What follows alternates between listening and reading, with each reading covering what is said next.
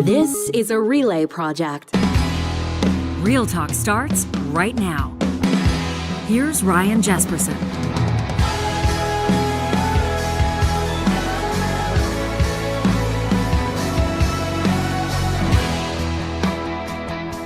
You know, there's been a lot of talk, obviously, after this Jasper wildfire. Amazing to see Jasper getting back on its feet, welcoming visitors back. The end of July into the early part of August, just absolutely devastating for anybody that loves that part of Canada, that loves that national park. Anybody that's been there to visit, anybody that lives there, works there, raises a family there for sure.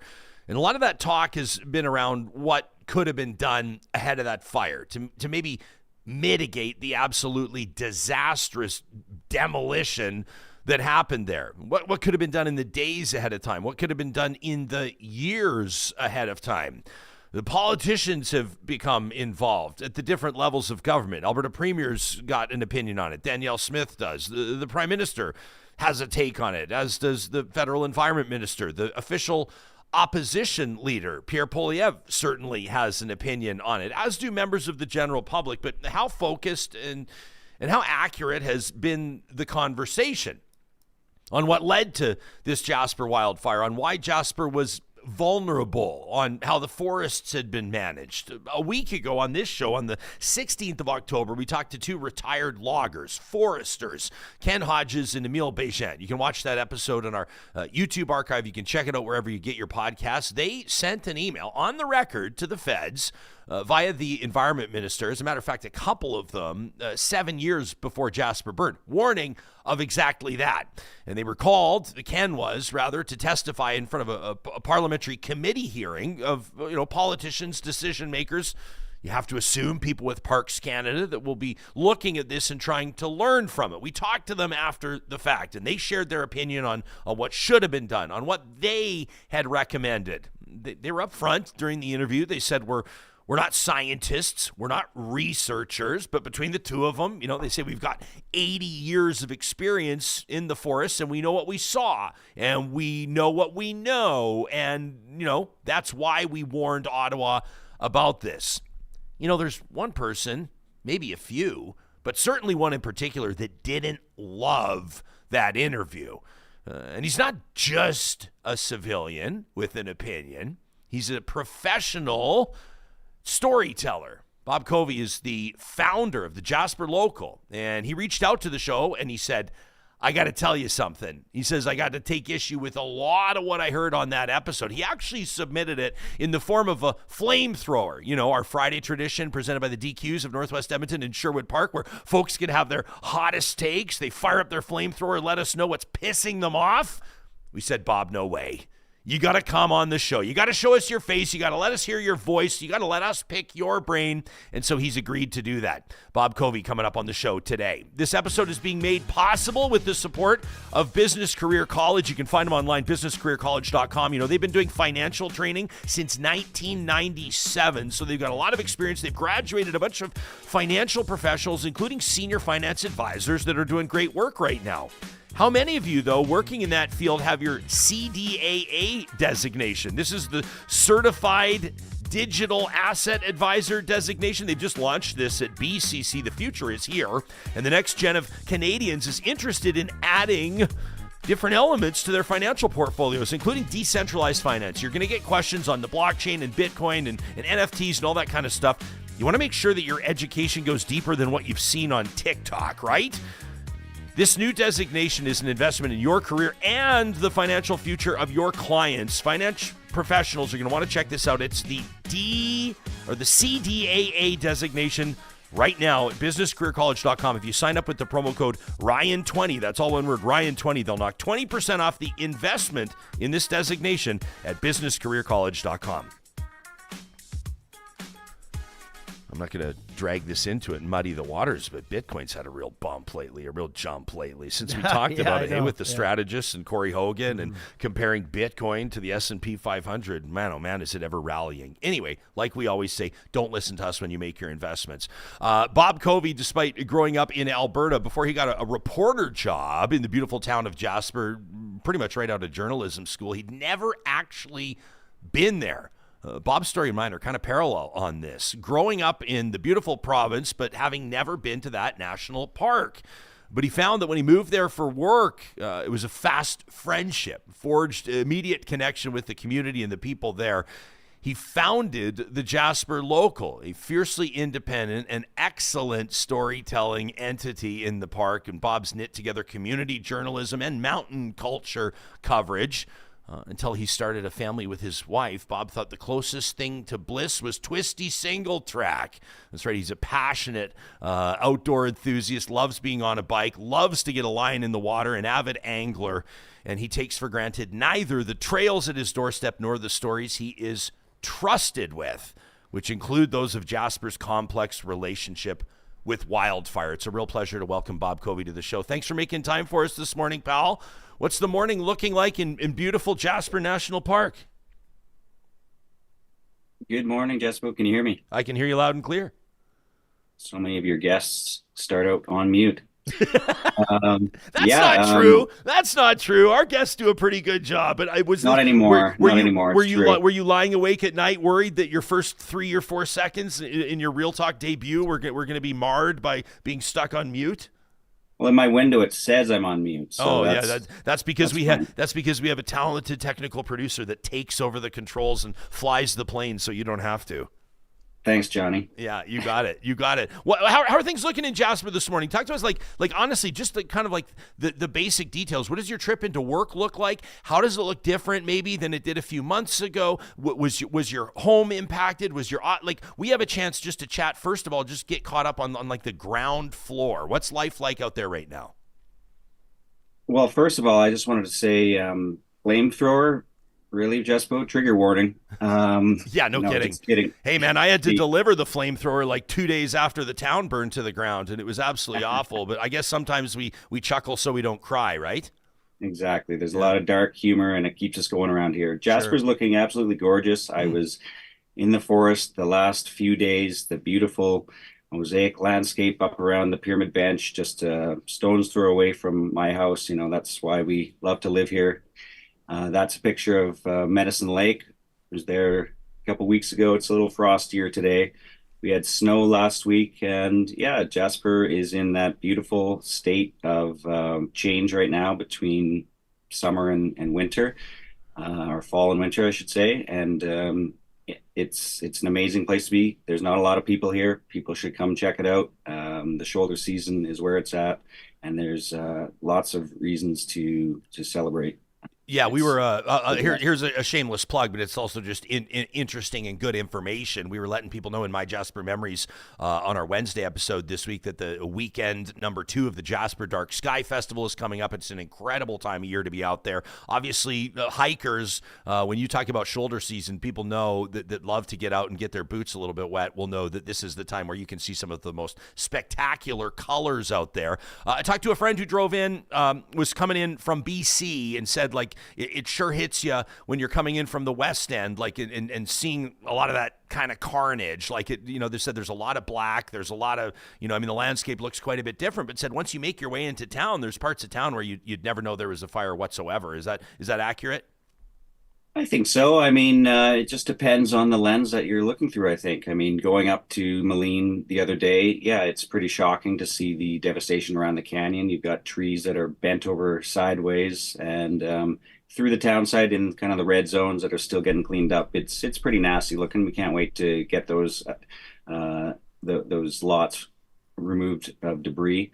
But it's a terrible kind of beauty. It's nature at its most destructive, but that's one of the tools that nature uses to regenerate. So not minimizing the losses to many families and longtime community members here, but as far as the park goes, it's really fascinating to drive around and get a sense of how this landscape is changed by the natural processes. So I think there's really fascinating beautiful imagery to capture even within the fire zones. 100%. I was talking to somebody just the other day. We're going to be out there again. Tee Up for Tots will be out for another year at the Fairmont Jasper Park Lodge next summer. They raise $1 million every year through this golf tournament for the Stollery Children's Hospital Foundation. It's also going to be the 100th year of that golf course at the Fairmont, the #1 golf resort in Canada, which is absolutely amazing. And anyway, this golfer is going, I kind of wonder what it's going to look like with, I don't know, 5 or 6 holes impacted by some of the burn in the rough and like the forest. And I was saying to him, I think it's actually going to be like a remarkable thing to witness, a remarkable thing to see. And the team out there, it sounds like I'm doing a commercial. I'm not. I love golf, obviously, but the fairways are going to look impeccable. The greens are going to look unreal. And then you'll have some area that, like you said, I like to use the phrase natural process, an area that, burned like hell, kind of crazy, right? But now we're going to see over the next number of years that regeneration. I think it's actually going to be, and I'm just talking golf here, Bob. It fits for hunting. It fits for cycling. It fits for probably cross-country skiing. Maybe people that are going to be making their way up to Marmot to ride downhill. Like, you're going to see things that are going to look a little bit different. I think it's going to add to the experience and to our understanding and our curiosity around how fire changes landscape, how it regenerates, how land is managed. Like, when something like this happens, obviously devastating, but one of the big impacts I think it has is it gets everybody thinking about their own communities, about wildfire management across the country, some of the stuff that people might not otherwise be thinking about. Yeah, it fits less for hunting.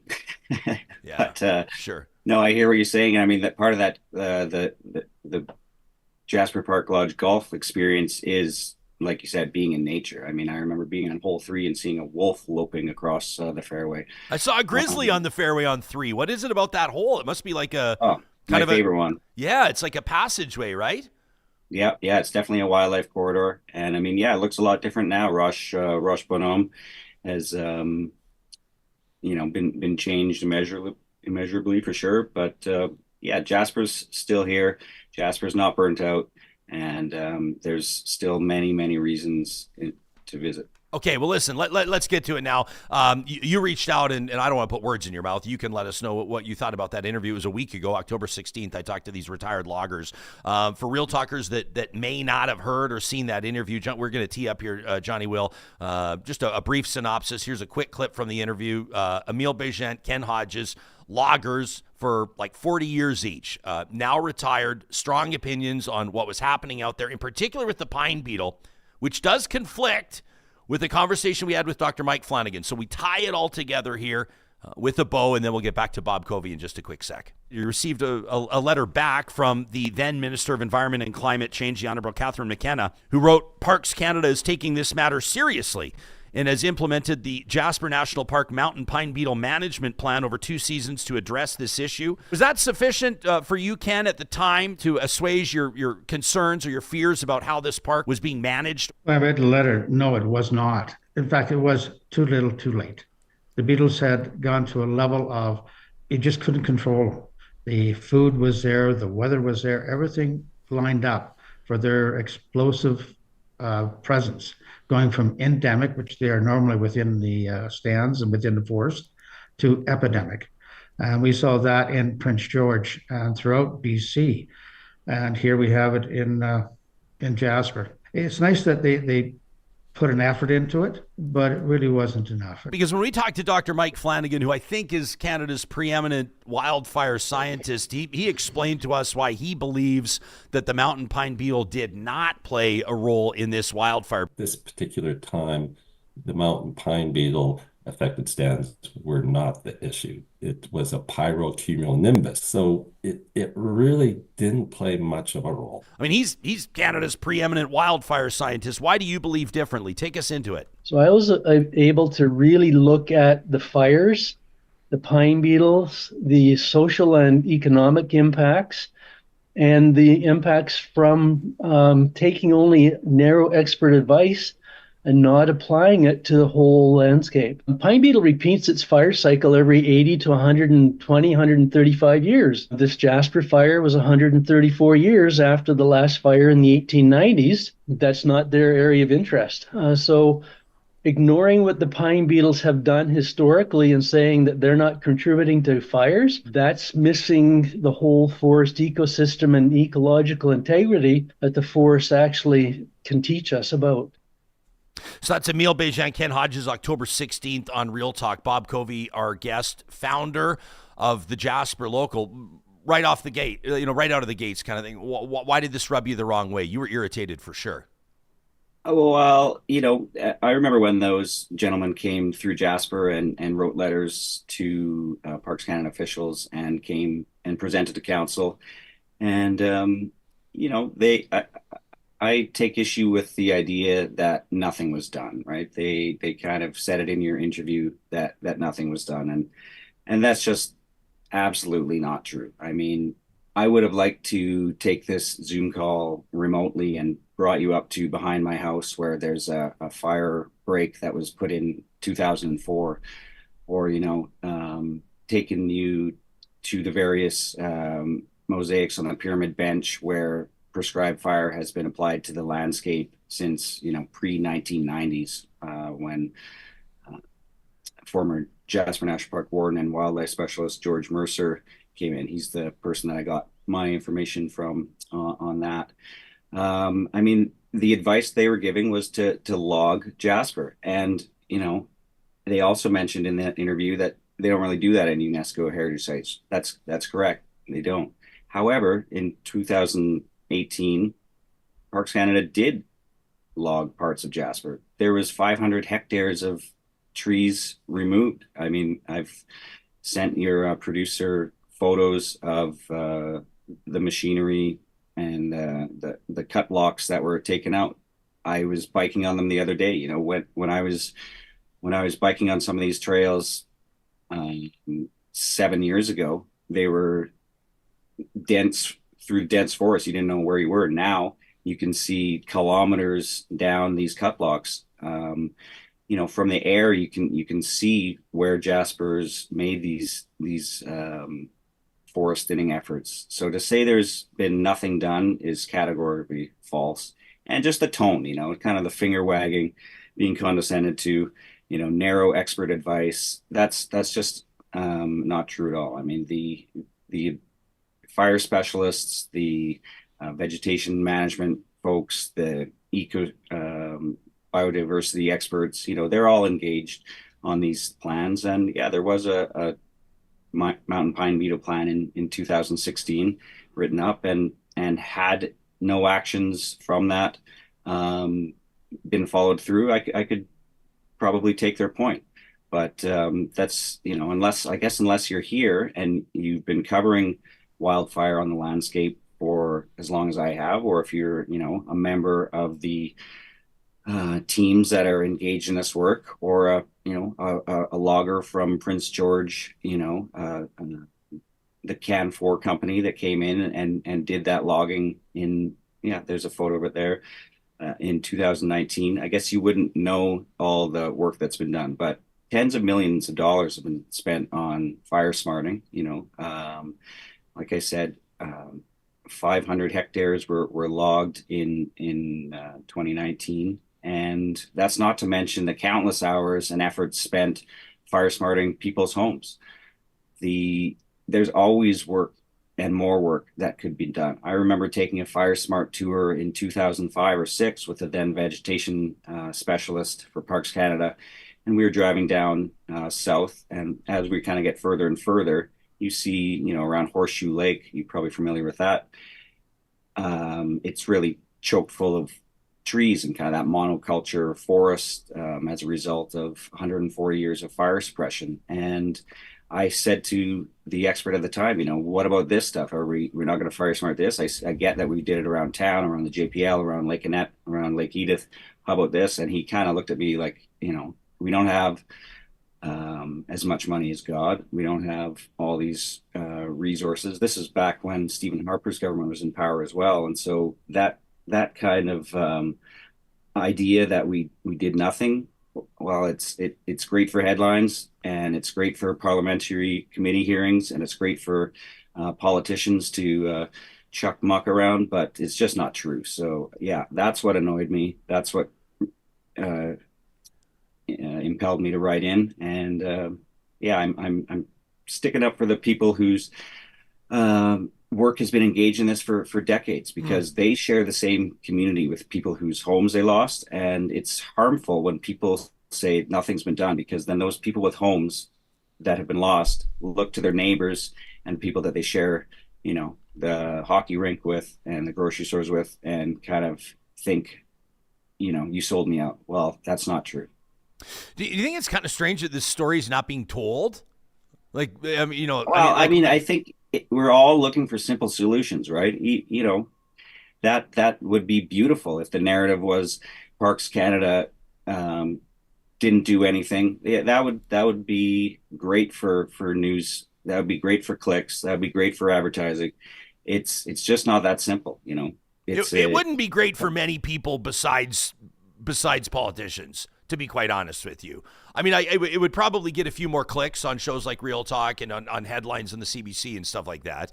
I don't think that it'd be great for anybody, but I am a little bit surprised if you're sitting here saying they've been doing this for 20 years. I've seen this. They're doing this. This is on their radar. They've been proactive here. And it just seems to me like, to be quite honest, because of some of the comments around, and maybe you can fact check some of this stuff for us. And some of it has been. I think that Jasper's Mayor Richard Ireland's been trying to put himself in front of some cameras to clarify a few things and share his thoughts on this. He's sort of chastised the political nature of where this has gone.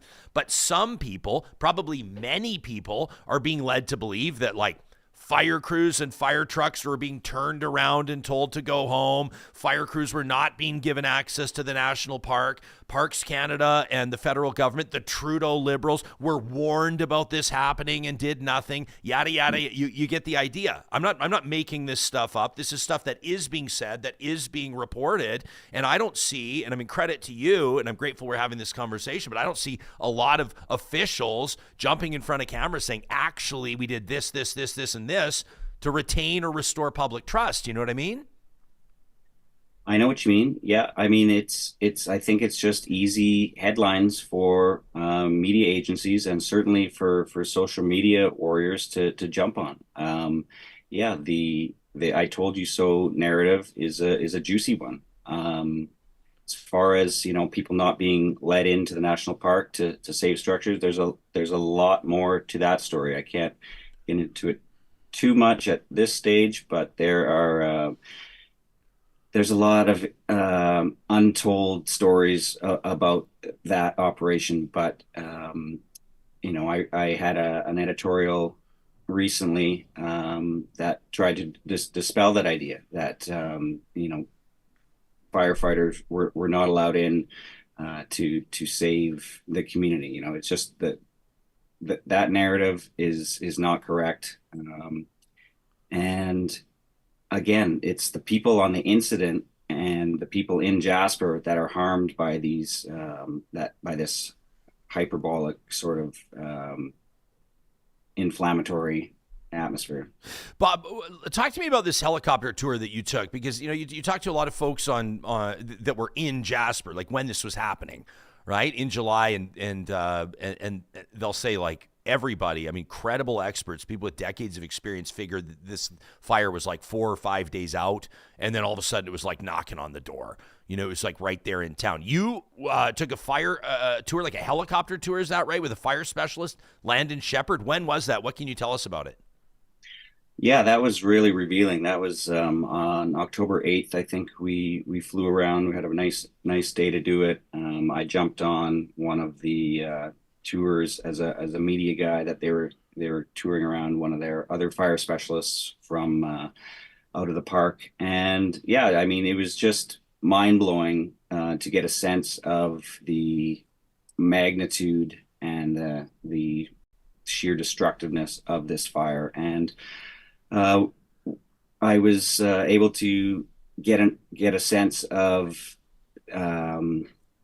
just the extreme conditions. That was another issue I took with what your forestry guests were saying. That some of the conditions we'd seen in the 1980s, that's not true. I mean, the July 22nd, Jasper National Park was experiencing the driest conditions it had ever experienced since weather stations were installed in the 1960s. Record drought days. So some of the conditions they'd seen in the 1980s, they might have been hot, they might have been dry. Well, they weren't this hot and dry. Plus another 40 years of fire suppression gave a lot of that fuel time to accumulate. But I mean, for that fire tour, for me, what stuck out was the power of the winds of this storm. I mean, it was ripping out 400-year-old grandfather Douglas fir trees. It was ripping out trees in Moline Canyon right out of the bedrock. It was stripping trees of the char. The specialist said these trees were peeled like a banana from these winds. Trees that had survived centuries of fire, including the 1890s fire that your guest spoke about, were cooked from the radiant heat from the forest. So this was not, there's a new baseline happening. I think that was the major point I got, that this fire was a 99th percentile type fire. We were kind of dealing with a new reality in terms of these natural events. And the other thing that stuck out was kind of, as Dr. Flanagan was talking about, that this pine beetle isn't the smoking gun that people think it is. It's not this story is not primarily about the mountain pine beetle. Yes, it had something to do with it, but it's not that simple. This is a complex, changing landscape, and that requires an evolving, nuanced response. If people want to check out our full interview with Dr. Mike Flanagan, that's our July 30th episode on the show. Find it in our YouTube and podcast archives, The Jasper Wildfire Explained. That's the title of that episode. Again, that was July 30th. Our guest, Bob Covey. The province announcing this week, Bob, about $112 million for interim housing in Jasper. And I guess ultimately this is, they're not going to dump it once everything's rebuilt. This eventually, I guess, transitions into permanent housing. Can you talk about the significance of this? Obviously, there's a lot of people that would love to get back to work out there, but they lost their houses, they lost their condos, their apartments, they got nowhere to go.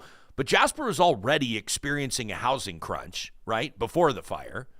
Yeah, Jasper's always had a really acute housing issue. It's kind of a product of the community. We have a finite footprint. We can't build out, being in the national park, and so there's only certain reserve lands for housing. So Jasper's always had a zero sort of rental vacancy rate, and it's always been tough to get established here. And then, of course, when 800 homes get destroyed by a wildfire, that makes it even more pressing. So I took the point from Minister Nixon, who said this is an opportunity that's coming out of this is to build more housing. So 112 million is going to be used to support interim housing for those folks who lost their homes in wildfire. When those homes are rebuilt eventually, the interim housing isn't going to be taken away. It's going to be used again, or it's going to be remaining in the community as permanent infrastructure, and will be sold back into the market, and it'll be future rental housing. So, I mean, there's 250 structures or 250 housing units on 4 parcels of land in the town itself, and there's another parcel of land outside of Jasper, just outside of Jasper. Those are going to be used for the housing, and it's really exciting, really welcome news, really awesome to of course, it's sort of another silver lining out of this, and there's lots if you're looking for. Have you been able to speak with the professionals, the experts, the people involved in landscape management and in that some of that land? A buddy of mine, this might be a dumb question. This might be we'd call it like a civvy or a civilian question, but he's going, I wonder if all the burned out areas, if they can clear those, clear them out.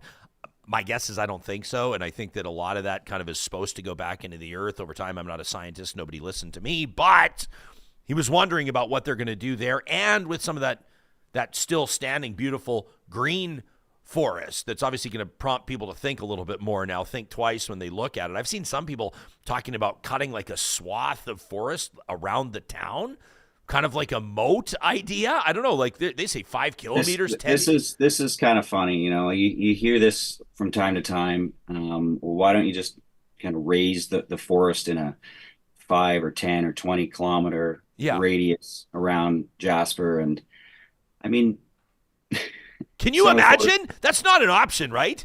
Like that's not an option. Let's get that's serious. Not why we live here. We live here because of the forest. People come here because of the forest. And it's readily apparent now because you can see through the burn all the various ridges and just how gnarly that terrain is. Like, I don't know how long it would take to try to do an operation like that. And even if it was possible, and if it was, socially acceptable, and there was all the money in the world to action that, the modeling was always, this fire is going to come from the west. This fire is going to come from BC, where the mountain pine beetle is done the most devastation, towards Mount Robson Provincial Park there. So you can kind of imagine that had that strategy been adopted, that's where the majority of the focus would have gone. Well, this fire came from the south. This fire came from the south while another fire from the north was threatening. So again, it's kind of this idea that it's a new baseline, it's a new normal, and ultimately, like, we're just not able to control nature. Like, Mother Nature has other ideas. As much as we want to manage these forests, there's a lot more to it.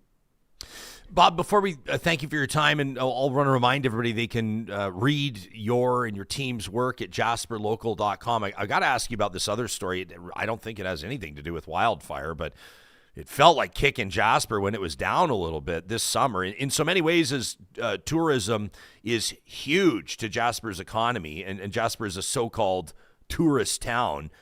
It's also a railroad town and has been for decades. So much of Jasper's history is related to that railroad. CN announcing that it's going to relocate its crew change terminal from Jasper to Hinton, right? Can you talk? I feel like this story, to a certain degree, I mean, I'll credit your reporting. Obviously, people can check it out. But it's kind of been flying under the radar as a national news story because this is major to Jasper's community and its economy, right? Yeah, this one hurt. That news came down just at the worst possible time. Of course, we're dealing with all the wildfire stuff and the recovery and how we're going to get through this, and the taking for granted that CN families and CN paychecks and CN support of this community would always be there. As it has been since Jasper was a whistle stop on the Grand Trunk Pacific in 1900 whatever it was. This is a big blow to Jasper. It remains to be seen, how big of a hit it will be. But there's families that are having to really reconsider what they're going to do if they can make it.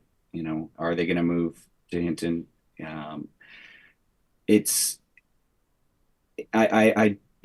Railroading and the whole world is really hard to understand, as far as the shifts and the train runs and where the economics work. All I know is that this is gonna gut the town. This is a big deal, and I think they're saying by 2025 that these changes are going to take place. If people want to support Jasper, this is something they should be asking their politicians to rally on, is lobbying CN to take this decision back, because it's a tough one at the worst possible time. Bob, want to just let you know how much we appreciate you showing up and giving us your take on the top stories impacting the community that you and I love. This is the community that you're also raising your family in, making your career in as well. I want to encourage people to check out jasperlocal.com. And Johnny, if you can share the screen, just leave it up here because I want to show you everybody here. You can check out the news, including Bob's opinion pieces, which are really great, his takes on Alberta politics. But on the right side of the page, if you click on support, check this out. For more than a decade, Bob and his team have been ensuring that local news coverage is happening in this crown jewel in Jasper National Park. And right now they've got these amazing Jasper Local t-shirts that you can buy. If you're in Jasper, they're $30. If you're outside Jasper, another $10 for shipping and handling. But it's a great way to support independent journalism, which we are proud to do here at Real Talk because we're one of them. And Bob, we know that this audience will be keen to check out what you're doing and maybe pick up a t-shirt on the way as well. I'm looking forward to seeing you the next time our paths cross in Jasper, pal. Thanks again. Absolutely. Thank you, guys. Appreciate the hustle. Appreciate your time. Yep, you got it. That's Bob Covey. He's the founder and the straw that stirs the drink at Jasper Local at jasperlocal.com. I see a ton of talk in the chat here. I appreciated this from Noob Try Again, who basically said, I appreciate the guest. He says, it's great to hear another perspective. Things aren't always clear-cut obvious. I wonder if that was a play on words. Noob, nicely done. Things aren't always clear-cut obvious. He says there's more nuance to more solutions. Oftentimes, many approaches are required. So we've heard from, we talked to Danielle Smith after the fire.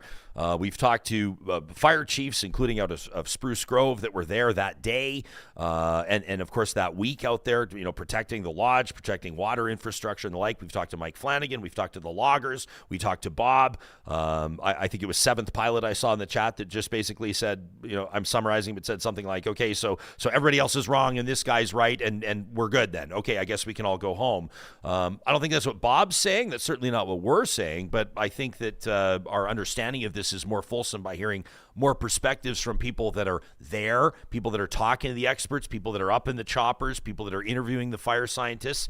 And if we didn't think that Ken and Emil, the loggers, had something valuable or interesting to contribute, we wouldn't have had them on the show either, right? I think, to a certain degree, I know that those loggers have been criticized for kind of coming forward 7 years later after they wrote these emails and saying, we told them, we warned them.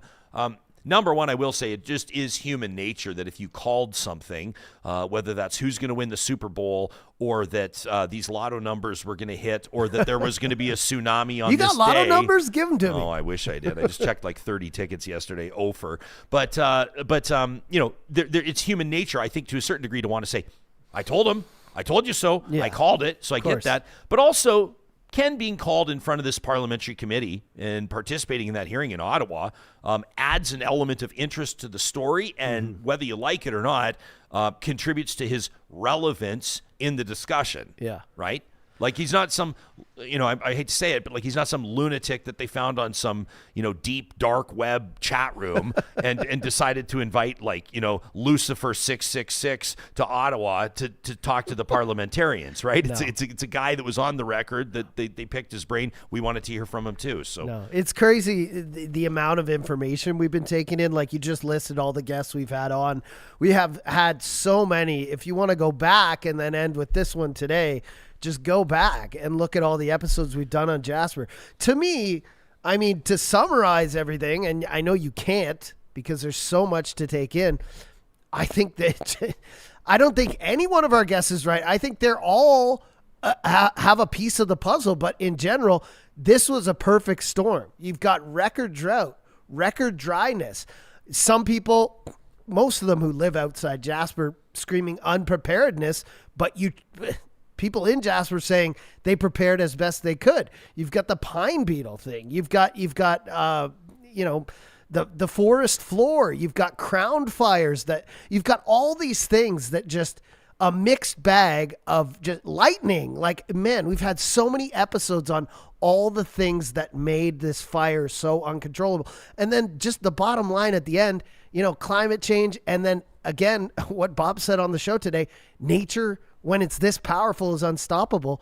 I don't think it's any one person's fault. I think there was just so many factors here that made it just an incredible, uncontrollable disaster, right? And if you go back and listen to all our guests, we've had many of them on every side, and everyone seems to say like, I have the key here. I know what happened. It was the beetle. It was this. It was, we didn't log enough. We didn't do enough prescribed burns. There was, climate change. There was lightning, like all these things. I think all of it contributed. And I like, at the end of the day, I think we all learned this, or some of us learned this during COVID as well. It's like everybody's got their opinions, and then at some point you got to go like, where do I stand on how I in my own personal life on who I deem to be credible and who I don't. Yeah. Right. And so there's people that figure and again, I'm not here to make fun of people, but there's folks that figure like they did their own research and they've dug something up that nobody else has found, including the world's foremost researchers, but they found something like on Facebook or talking to this guy, and then they're going to build it on that. Others will say like, I trust science, period. Like, I mean, you think like you get like Professor Tim Caulfield on the show, and what's his, I think his hashtag is like science up or science first or something like that. Yeah. And Tim's very much like, trust the experts and everybody else can STFU. Like that's kind of his position. But we need all those voices. And I just sit here and I say, if Mike Flanagan, who has forgotten more about wildfire than all of us will ever know, right? If he's going to say that this fire was not caused by or did not become what it did because of the pine beetle, and then explains to us why in our July 30th episode, then I'm going to go, okay, and I'm going to learn from that. However, I will also say, I want to hear the other side. Well, and as someone who's like, and I'm talking me personally, I'm not a forester, I'm not a logger, I don't know, but like I just like most other people, I've driven back and forth between Alberta and BC a whole bunch of times. I've driven into, Banff National Park, Yoho, been near Lake Louise, been in Jasper a whole bunch. Like, I know what I see. And I'm not talking necessarily in the context of wildfire, but you can, like, obviously the mountain pine beetle has inflicted an incredible toll on thousands and thousands of hectares across Western Canada and elsewhere as well. I mean, in the Pacific Northwest as well. It's impossible to ignore the swaths of devastation that beetle has inflicted. And so whether, I mean, maybe it's not necessarily the cause of the Jasper wildfire for sure, but that doesn't also mean that it's not a story and that it's not a fascinating thing for the public to get up to speed on. I mean, you've seen it. A lot of people, even just kids with innocent questions from the back seat in the car, like, what happened to this part of the forest that's just this reddish brown? Yeah. Right? And like, we can't, push it to the side and say it couldn't have been a potential factor. Was it 6 on the list or whatever? But if you go down the list of, drought and wind and lightning and climate change and preparedness and that's what I mean. I mean, did it contribute at all? It must have a little. Was it the main cause? No. But another thing I'll say is, like, I always go to science and research first. People have been researching things for years, who've done studies that go against their other studies to make sure the data was all correct. But at the same time, we need people like Bob on today, who is on the ground floor, who takes helicopter tours, seeing the logging, seeing the prescribed burns that they've done, who was there during the fire. We need those as well. But then I'll also say that sometimes those perspectives are biased because that's your perspective because you're literally living it and that's all you know. And also, everybody's biased. Exactly. Hate to say it. But you are. And is it on purpose, or is it just because it's our worldview? You've grown up around it. If you've grown up around this, like Ken and Emil who were on, if that's all you've done your whole life is research pine beetles and dry forests, of course you're gonna want to give your opinion on it and say it was a contributing factor, but we have to hear from everybody, right? Yeah. Here's an interesting point from Acute Awareness, great handle in our YouTube live chat, says anecdotes contribute to science development in terms of potential hypotheses. Ooh. That's kind of an interesting point, isn't it? M. Aitken is 100% correct, says wind in all caps, the greatest enemy with wildfires, prairie grass fires, forest fires, you name it. And you're 100% right. I mean, guys are talking to us. Remember when we had Kyle Brattain on, the weather specialist, the journalist, the guy gets like the craziest video you've ever seen. Brattain was on shortly after the wildfire. That's another one. And a shout out to our Real Talk patrons.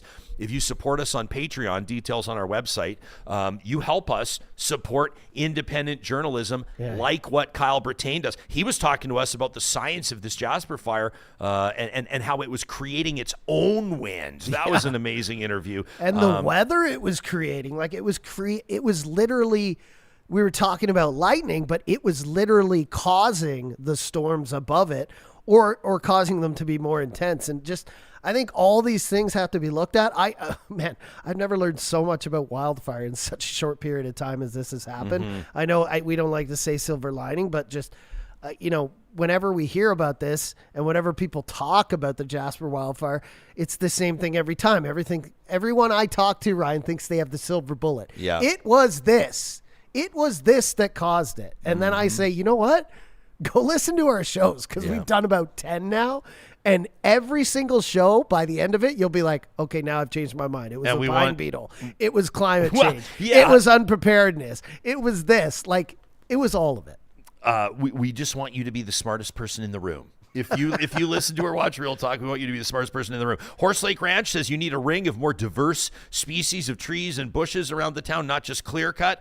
100%. Idris says one of the big issues with climate change and measurement is that regional climate data and modeling is still quite new. There's research on the broad stuff, but the regional climate downscaling is new, which is a good point from Idris. I love seeing New back in the chat says it is mind-boggling hearing about the wind's power, like ripping 400-year-old trees out of the ground, debarking and peeling those trees apart, creating its own weather. That's absolutely nuts. Like peeling a banana. Well, it's Bob like we said. can't. That image in my mind was just like, wow. We can't wrap our minds around it. No, I remember I've told the story once before of I was covering wildfire when I was back sort of in the reporter days, and I was lucky enough to get up into one of those choppers and to shoot it and to see it, and then they take us down to a safe area. Obviously, it's an escorted road in, but you get to actually walk in, wearing hard hats, the whole 9 yards, and to get into the forest, not when it's ripping flame, obviously, but you get to see how these wildfire fighters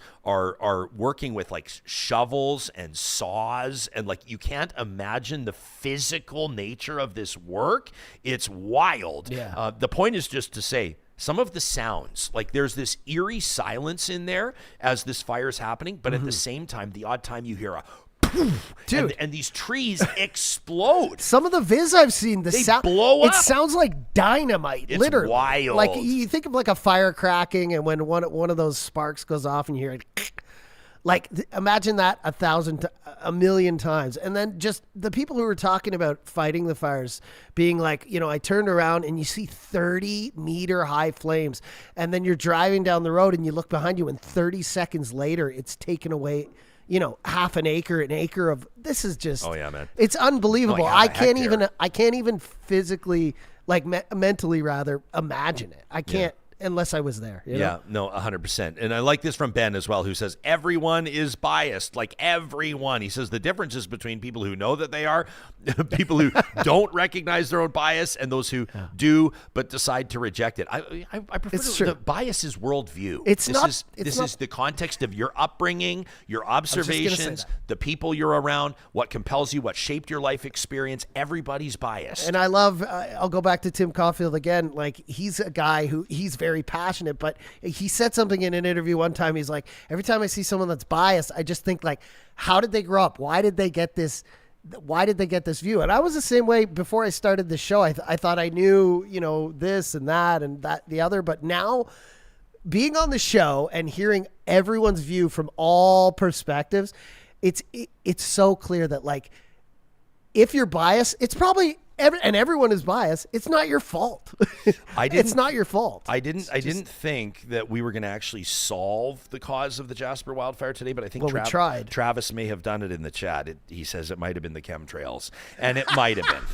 It might have been. I see we have Jillian in the chat today, which is great because Jillian, and she had no way of knowing this, has an email that's about to be read here. She's an educator. She's a junior high teacher. She's been on the show before, and she writes in the context of support staff not in the schools. There was a support staff strike vote, and we've got a really good frontline, firsthand perspective from a junior high teacher. That's coming up in just a quick second. First, I want to remind you about the amazing work work that the team at Complete Care Restoration is doing across the province of Alberta, ensuring that folks that have seen their businesses destroyed by fire, perhaps it's a flood, maybe it's a situation of your number one investment, your home has been impacted by fire or flood.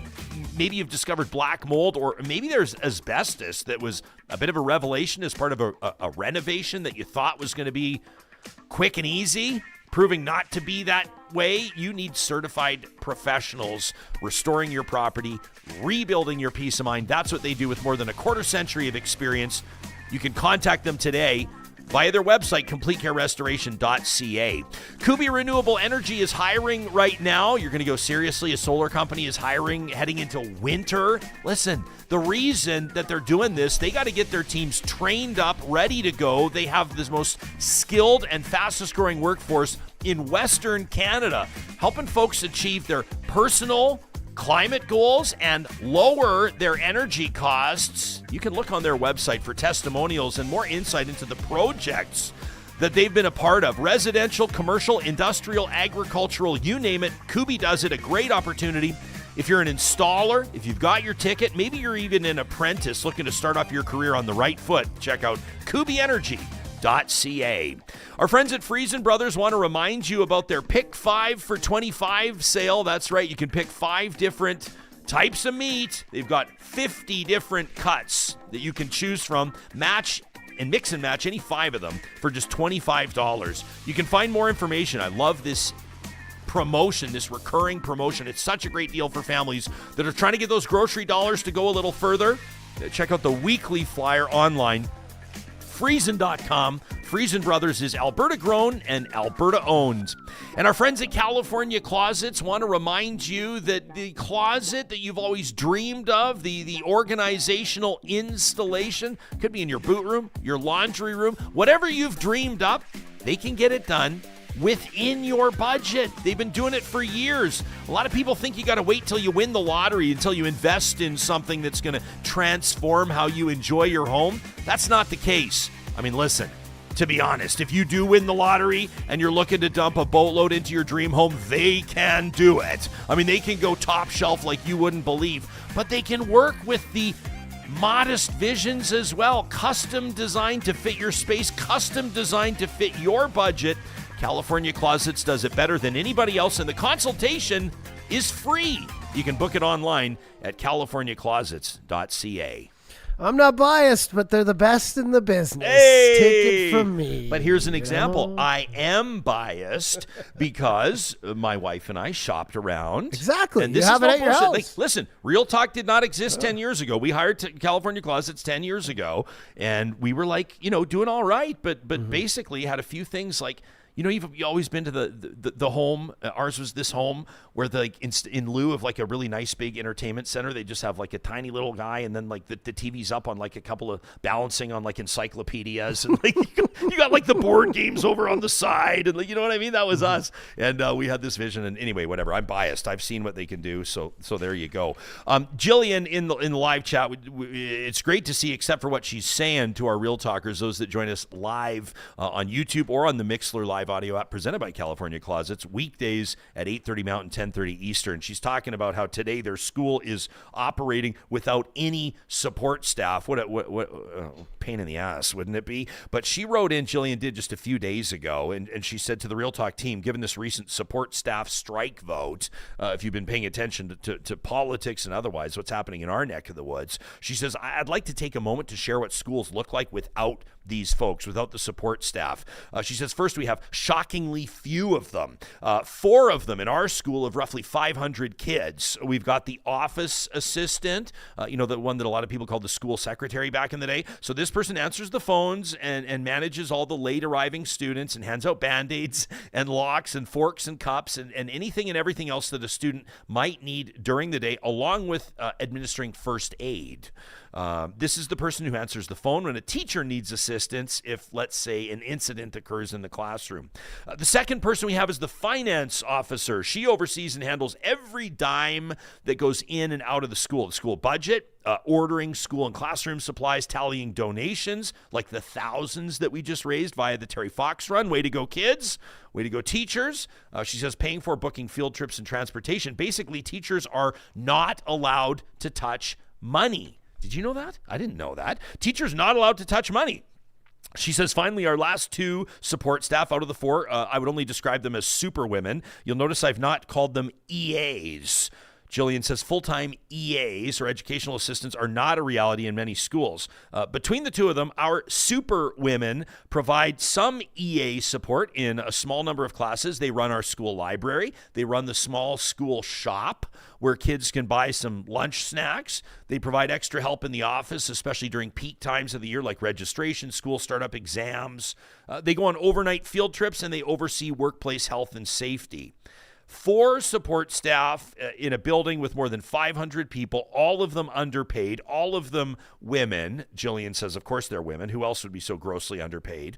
She says there's a famous saying that women hold up half the sky.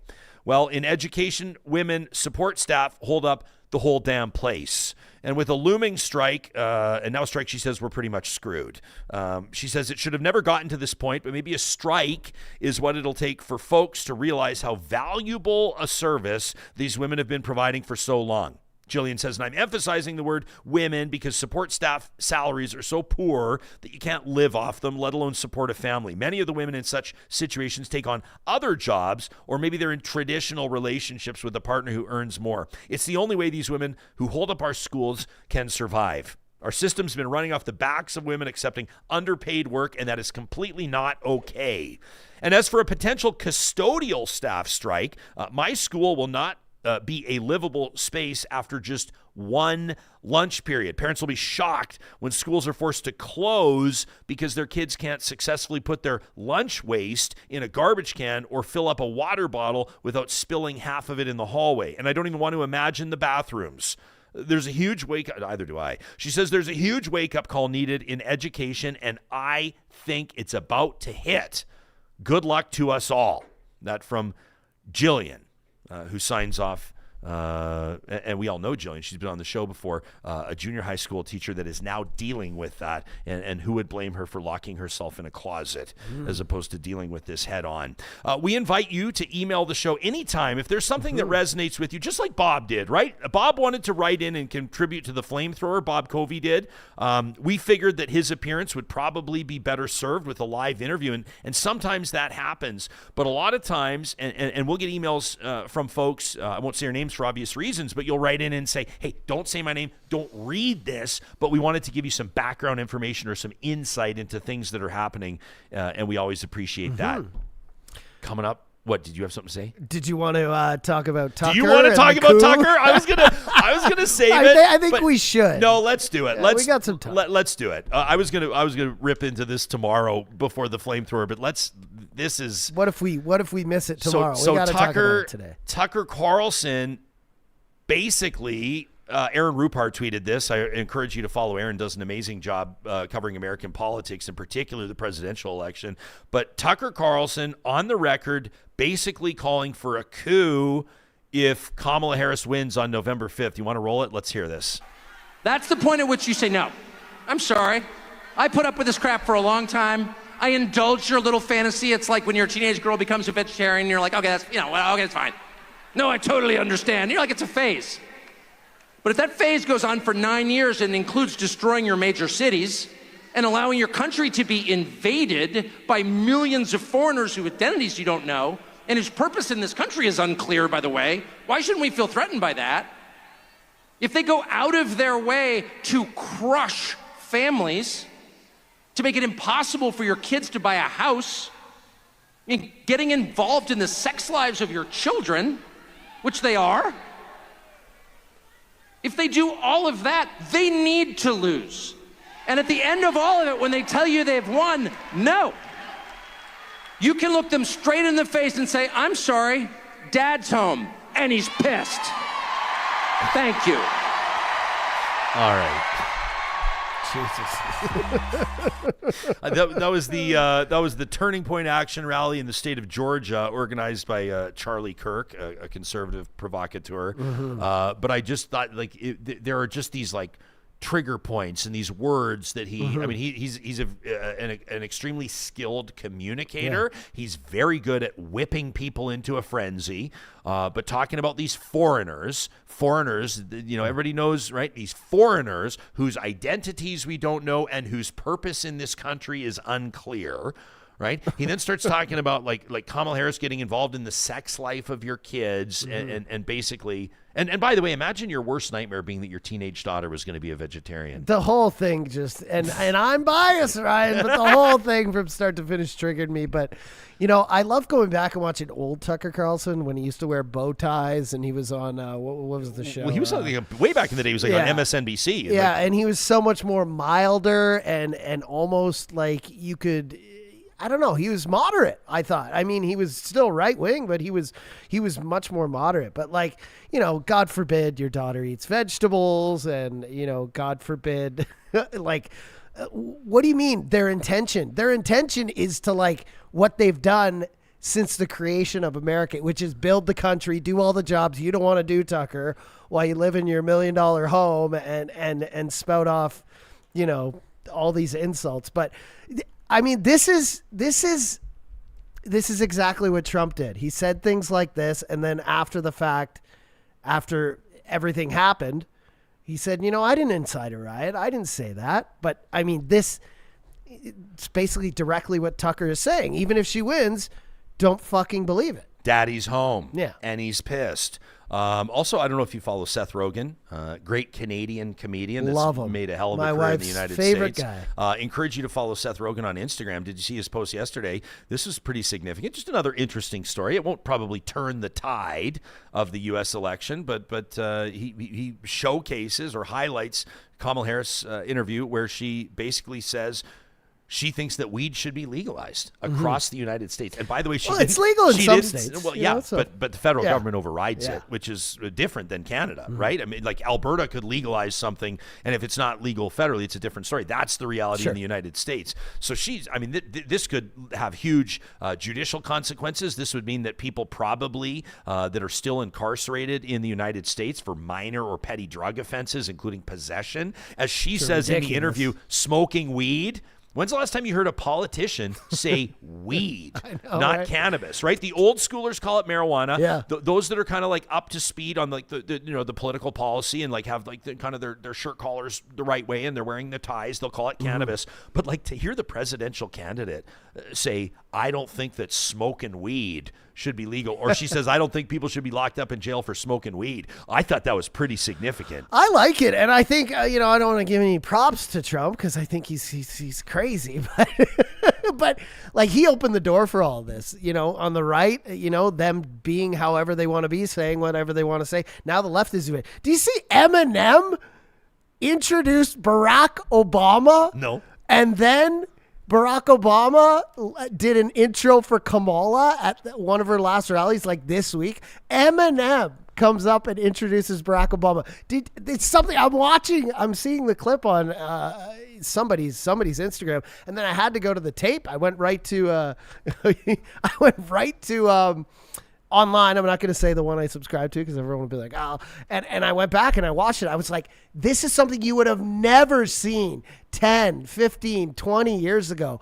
Eminem introducing a former president and then him endorsing the candidate for the next presidency. I was blown away. Hang on, I want to rewind 30 seconds and put you on this. You don't want to say what do you subscribe to what? What? I subscribe to everything. And Seventh Pilot just said in the chat, the leftist is so clear. Really? Because I subscribe to. I'll say it. I subscribe to Fox News and CNN. Good for you. And I watch them both because I want to see.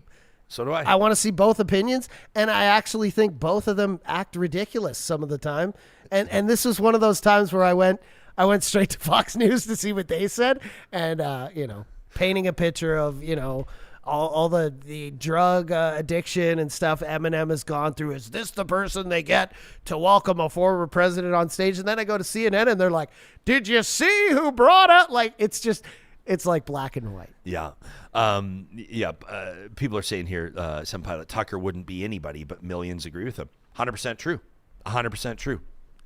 I don't disagree with that at all. Of course they do. He has found an audience. He's found an audience. He's built an audience. So has Jordan Peterson. So have a ton of other men and women, I guess, that have probably seen a huge opportunity and capitalized on it. And it's up to the rest of us to sort out what they say and chat about it. And that's why we're grateful for this platform to do exactly that. I will say, as we wrap the next episode of Real Talk, we turn our attention.